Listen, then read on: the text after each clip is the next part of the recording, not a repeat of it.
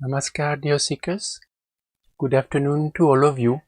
So it is nice you are joining us to our collective chanting meditation today. So I will, in short, introduce myself. My name is Syriac. I'm doing spiritual practice with SSRF for more than 20 years, and I live in India in an ashram for 10 years. And about SSRF, it is an acronym of the Spiritual Science Research Foundation, and it was founded with the blessing of His Holiness Dr. Attavali. That is a source of inspiration. It is a saint from India. And SSRF has two main objectives. One objective is to explain about the spiritual dimension and how it affects our lives.